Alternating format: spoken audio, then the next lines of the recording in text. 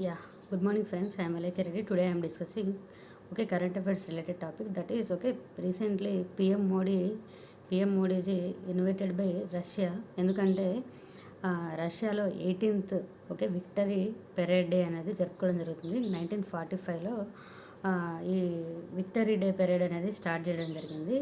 1945 నుంచి after world war 2 తర్వాత. So ఇది కంటిన్యూ అయింది. మనకి ఎట్లా ఇండిపెండెన్స్ డే సెలబ్రేషన్స్ జరుపుకుంటున్నాము, అలాగే రష్యా కూడా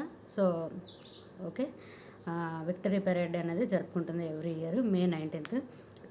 సో అందులో భాగంగా ఈసారి ప్రధాని మోడీజీ మన ఇండియా నుంచి ఇన్విటేషన్ అనేది అందుకోవడం చాలా స్పెషల్. అందులో భాగంగా మన బైలేటరల్ రిలేషన్స్ కానీ, సాఫ్ట్ పవర్స్ కానీ చాలా ఉన్నాయి. మనం రష్యాతో చాలా రిలేషన్స్ ఉన్నాయి.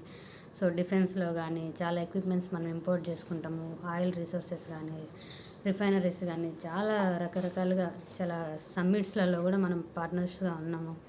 సో ఈ విధంగా మనకి ఇండియాకి చాలా మంచి రిలేషన్స్ ఉన్నాయి.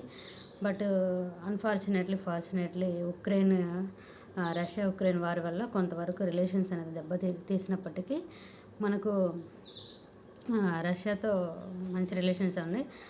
అందులో భాగంగా మళ్ళీ 18th విక్టరీ పెరేడ్ డేకి మోడీజీని అఫీషియల్గా, అంటే చాలా కంట్రీస్ ఉన్నప్పటికీ మోడీజీని స్పెషల్ ఇన్విటేషన్ అనేది పంపించడం చాలా గ్రేట్ఫుల్గా, మంచి రిలేషన్స్, మళ్ళీ మన రిలేషన్స్ అనేది బాగుంటాయి, పుంజుకుంటాయని చెప్పడానికి ఇది ఒక మంచి నిదర్శనము. ఎందుకు రష్యా అంత మొగ్గు చూపుతుందంటే రష్యాలో చాలా పాపులేషన్ అనేది తక్కువ ఉంది, ఇంకా తక్కువ అయిపోతుంది. సో ఇండియాలో ఉన్న డెమోగ్రఫిక్ డివిడెంట్ అంటే యంగ్స్టర్స్ కానీ, వర్కింగ్ పాపులేషన్ కానీ, సో ఎడ్యుకేషన్ కానీ, సో మ్యాన్ పవర్ కానీ, గ్రోత్ రేట్ కానీ, సో మనతో ఒక సాఫ్ట్ రిలేషన్స్ అనేది రష్యాకి ఇండియాకి స్టార్టింగ్ నుంచి కూడా ఉంది. సో అందులో భాగంగా ప్రైమ్ మినిస్టర్ నరేంద్ర మోడీ గారిని రష్యా ఇన్వైట్ చేయడం జరిగింది. సో పిఎం మోడీ వెళ్ళిన తర్వాత పుతిన్ గారు కూడా ఇండియాకి రావడం జరుగుతుంది. 4 సంవత్సరాల నుంచి పుతిన్ గారు ఇండియాకి రాలేదు.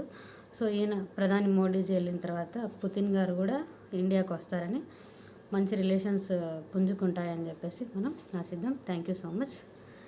Please share and subscribe my